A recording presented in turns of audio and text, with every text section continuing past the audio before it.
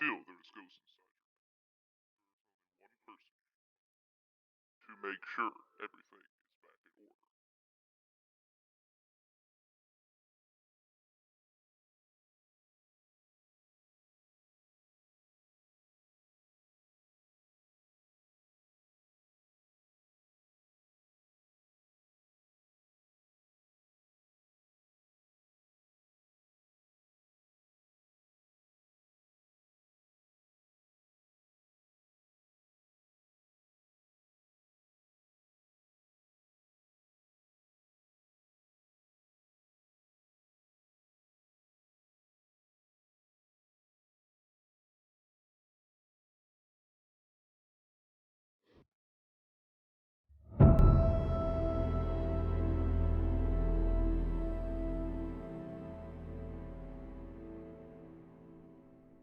How's it going, everybody? Major 4x4 here to bring you something a bit different. Now, I've been playing Phasmophobia for a good while now, to the point where I'm level 16. I'm gonna shut that. Anyways, to the point where I'm level 16 right now, which is not high as most people, but at the same time, I've understood a lot of things that a lot of people have not been able to. Which, I'm going to go and share with you right now, which will help you in the long run of enjoying the game, better. So that way we can. I know I'm a little bitch. I'm sorry, but enjoy the game better. So, number one little tip I have for you, or just I'm not going to say the numbers because I'm going to end up forgetting the numbers. But anywho, there's certain things that you got to remember to do when you're out on your out on the call, I guess you can say. Number one is listen to the dude that is talks through the thing when you first load into the case. He'll tell you whether it's a moderate ghost or a violent ghost. If a moderate ghost, that means that the activity meter won't go above 9 or 8. Okay, 8 or 9 rather. Very rare does it actually go above 8 or 9. If it's a violent ghost, expect to hit that hit 10 for a good solid 30 seconds at a time, especially when it's in hunting mode. Alright, next tip is that be sure to read this. Now, you don't have to do the optional objectives, hence why it's called optional objectives. But this is pretty much just gives you money. Doesn't do anything to your XP for your level or anything of that sort. It just gives you about $10 more, if I remember correctly. So if you're very hard on cash, yes, most definitely do the optional objectives. Otherwise, you really don't have to do them all. Like capture a photo of a dirty water in the sink, because that is tough as hell. Because the hell with that one. Then you don't have to. Also, don't forget to read this thing right here, which tells you about the ghost, which is a ghost name, and let's see, responds to everyone. Now, some ghosts will respond to everyone or alone, which means you have to be in the room by yourself. That means no person, outside of a window or something like that. It's literally you in an empty room, hoping for the best. Then the next, and then, use its name to anger it is true and not true. Now, I think SOB is being active right now. I'm supposed to be on amateur. Anywho, we're just going to go ahead and continue on forth. Now, I've seen a lot of people go and sit there and have to bring out their flashlights and then hurry up and try to say, do something else. But if you just go over here and grab the flashlight, and then you get to grab all your other objects, switch to your other objects, and then press T. That turns on your flashlight, and you can have that other object in your hand. So there's no need to worry about juggling your stuff. Is there anybody in there?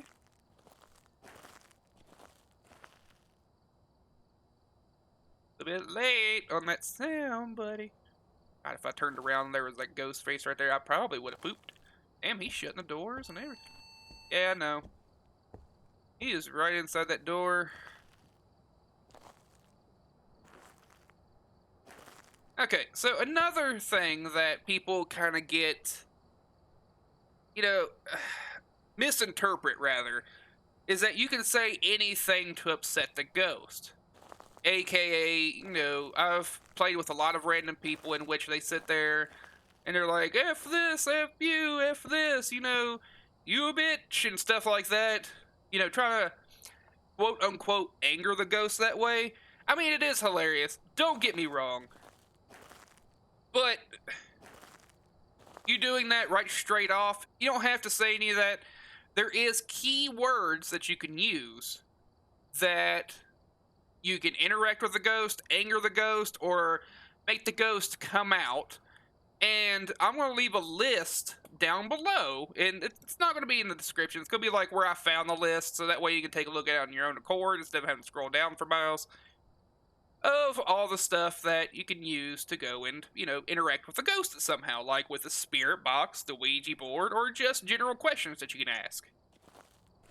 Also, some people who are scared of this game, aka me, a little bit. Just a little bit, though. Anywho, there is certain keywords. No, I'm not. By the way, I'm not playing this game normal. I'm just kind of doing this so I can talk to you guys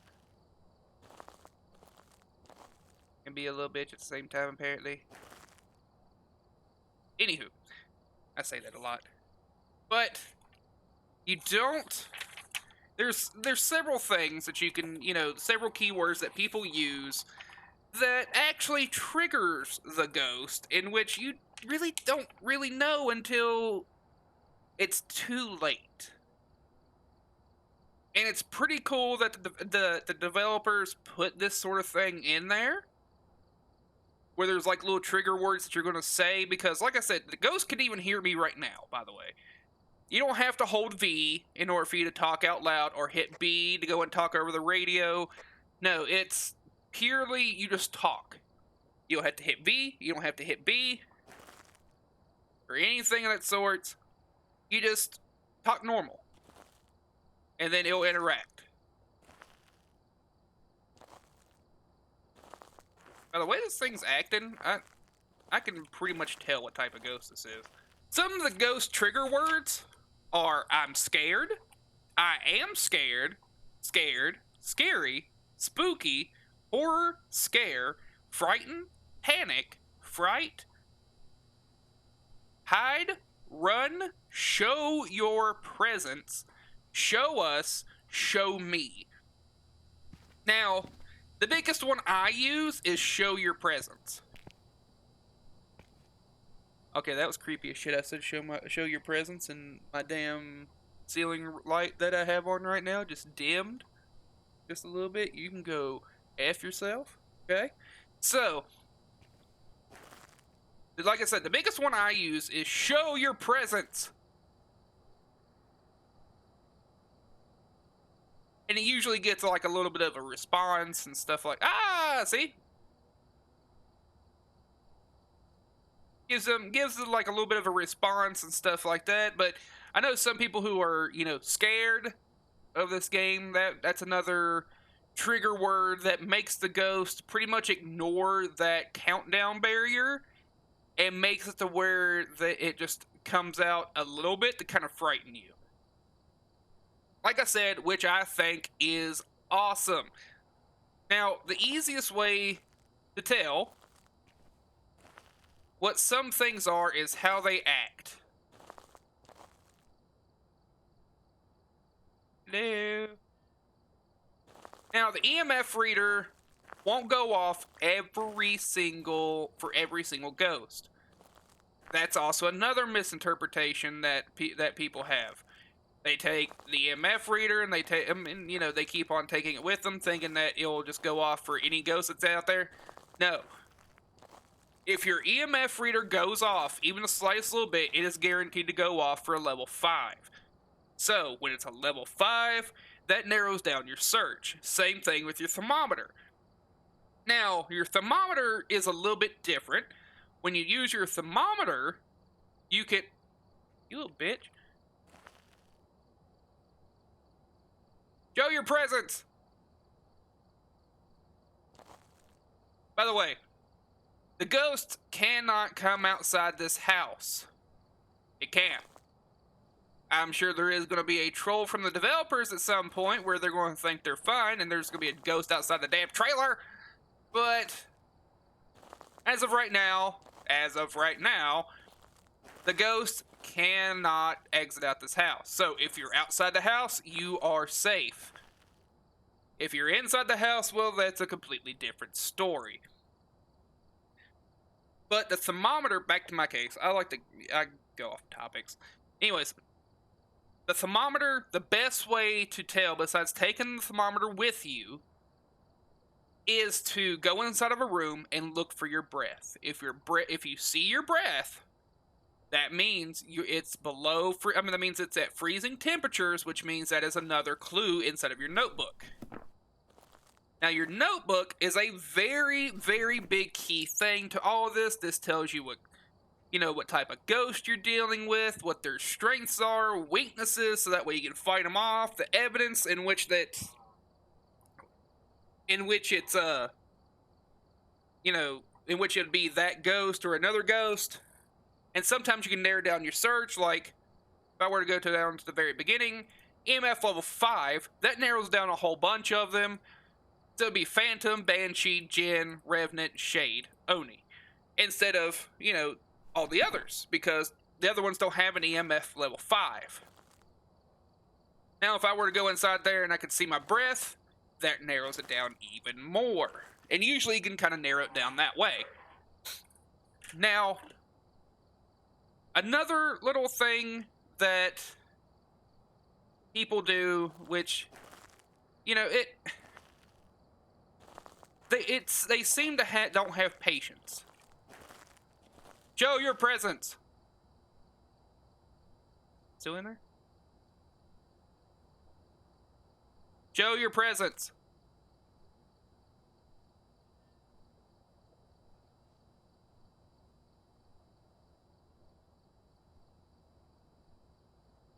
I heard something get thrown. But I have learned something which is pretty damn cool. Alright? And the ghost will flicker the lights corresponding to yes and no. Like once for yes, twice for no sort of thing. And sometimes they won't go through the spirit box, which I think is pretty damn cool. Like, can we speak? See, it says nothing detected on my thing, but sometimes it'll flicker twice. Sometimes it'll flicker once. Can we speak?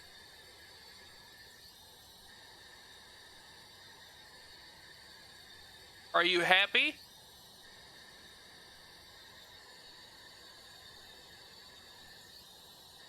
Give us a sign. Show me what you got. Also, this computer is good for turning on and off your night vision and switching cameras. I usually, whenever I go into the thing, I usually have helmet cams here for people to wear, so that way we can keep track of, everybody in our team, so that way... Ooh, something just turned off. Flickered one. So that way we can kind of keep track of everybody. Nothing in the book. Let's go ahead and head back to HQ so we can take a look at all the other stuff and I can tell you exactly what they do. Alright, see, it was a poltergeist, just like how I said, but I didn't put it in the book because I just went ahead and hit the thing. I should have put it in the book. Anywho, yeah, it was a poltergeist, which poltergeist can still kill you in this game. Instead of just throwing stuff in, in real life, it actually does really just kill you. Now, we got your EMF reader, which goes and senses whether the ghost is there or not. That's what we just talked about earlier. You got your flashlight. Everybody knows what that is. Electromagnetic field reader. detects the fluctuations of electromagnetic fields left behind by paranormal activity. It can beep once increasing volume depending on the amount of activity nearby. We got a lighter, which is used to light the candle and the smudge sticks. We got a photo camera, which of course I just talked about earlier, which helps you with evidence, so you can take a picture of the ghost or the dirty water, or if somebody dies, that's also evidence. Ouija board and spirit. You can take a picture of the spirit box, but it doesn't actually show it as evidence, or at least it hasn't for me. Maybe it has for somebody else. And so on and so forth. Candles. Candles are a great way for keeping a room lit when the lights go out, as it's not dependent on electricity. Same thing with flashlights, though. You can still use a flashlight. Boom, you're still good. They're just a cheaper alternative. Now we got... Where's that at? There we go. UV light. UV light can spot the most subtle paranormal prints. Is one of the most vital pieces of equipment for tracking ghosts. Sometimes.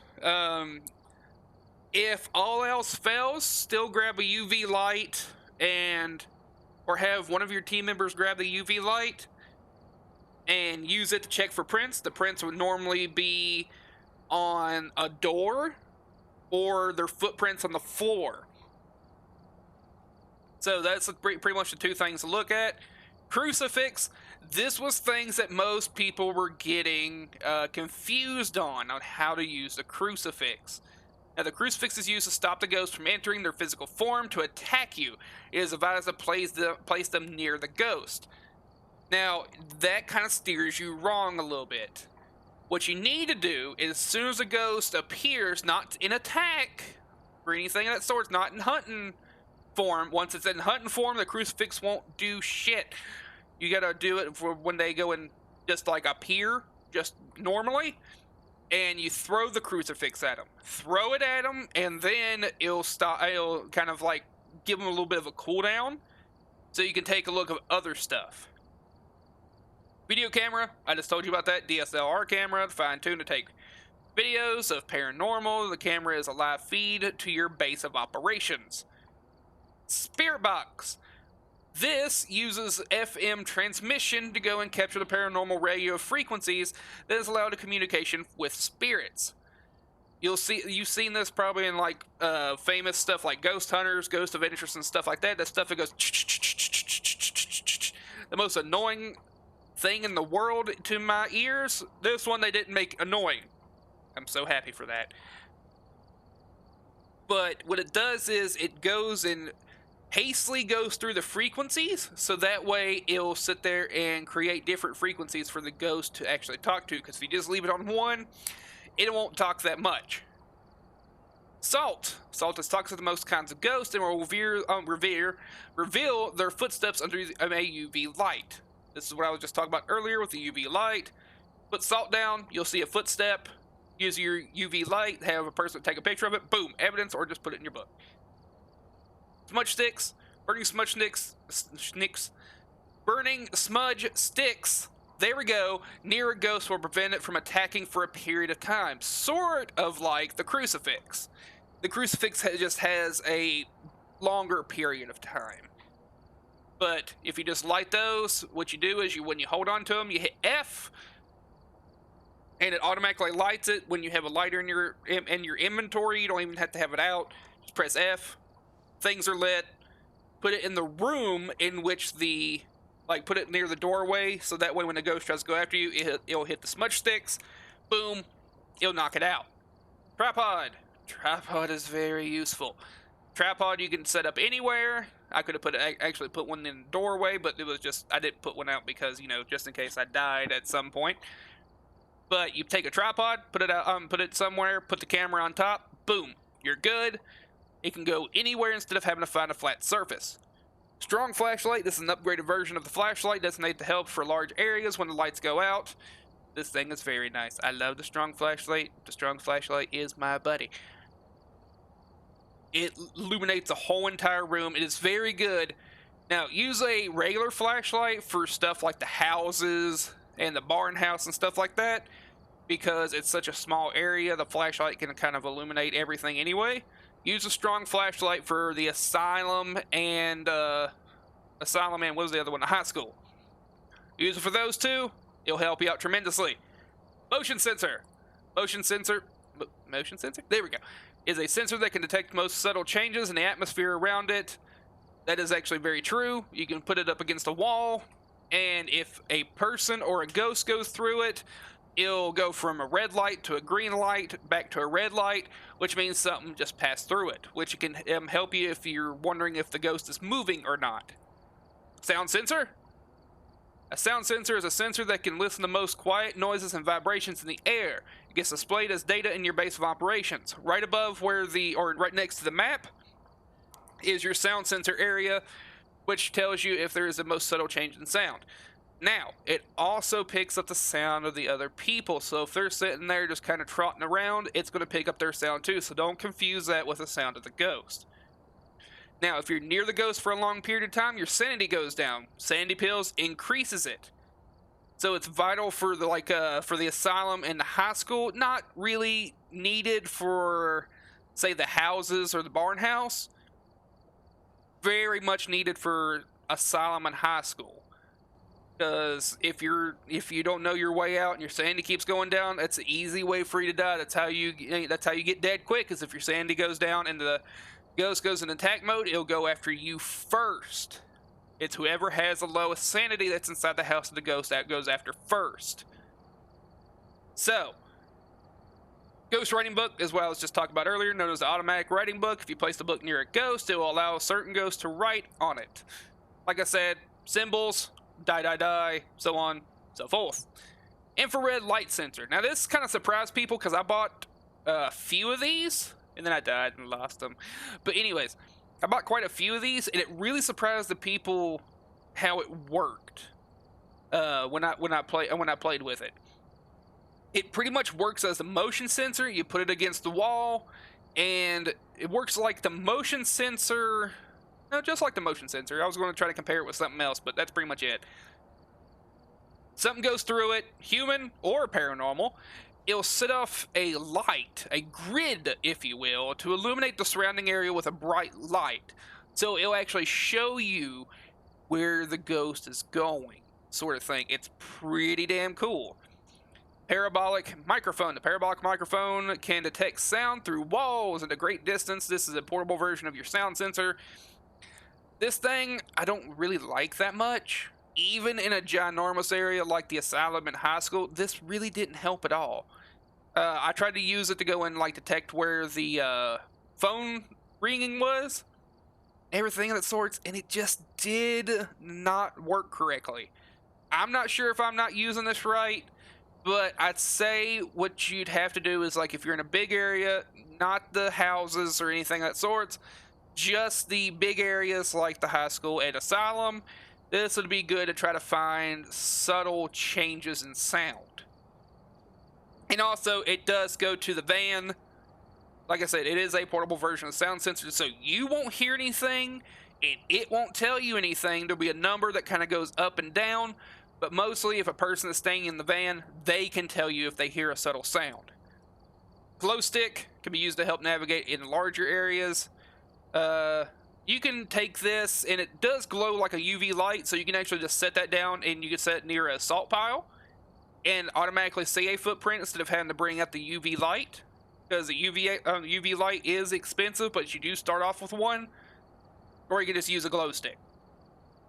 It's pretty neat. Does illuminate a small bit of area, but not too big. Head-mounted camera. Head-mounted camera, this is what I usually take with me. That's why I always buy 4. This is why I always have lots of money.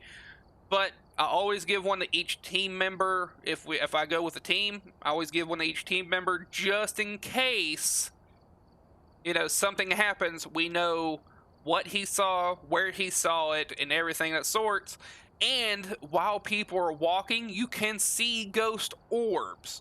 So it is like a portable version of the camera in which you can see the ghost orbs and stuff like that as well. So that's pretty much all the equipment. The only thing else I need to tell you guys, excuse me. The only thing else I need to tell you guys is about the jobs. Now, the jobs are random. See, I can just hit back, go select job, but back leave, because it's in a per game instance. So if I were to go to create one, boom, see, completely different. Now, if I were to choose a job, it's going to tell you several things. It's going to give you an idea what the place looks like, what kind of activity usually is there, kind of like a little bit of a synopsis of what you should be doing there. The difficulty, which is very randomized, by the way, because I can see how the difficulty is amateur there. If I go to the farmhouse, see, it's on professional, and I can't change it for some reason. So I think the dev should be able to make it to where you can change the difficulty instead of it being in set and everything. That's just me. It's going to tell you the recommended team, which is going to be 2 to 4. It's never going to say 1. It's never going to say 3. It's just going to say 2 to 4. Recommended items. This you always take with you, no matter what.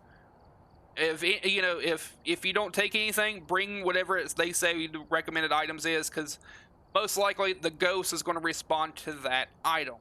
Location size. It's going to tell you if it's small, medium, or large. See, like all of these are smalls. This is a medium. The high school is a medium. And the large is the asylum, which is a very big bitch. It is ginormous, and if you're playing with 4 people, it is almost guaranteed if it's in the if the ghost is on the other end of the game or other end of the map, it's almost guaranteed 2 of you will die. See, large recommended items, sanity pills. Recommended team 4.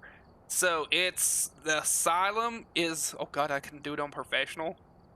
Ugh, no, I'm good. That's pretty much about it right now. I have not found any Easter eggs as of yet. If I do, I will be more than happy to update you on this. If they add any more items, I'll be more than happy to update you. And if they add any more updates or anything of that sort, you guarantee I will be the first one to go and sit there and tell you what they are.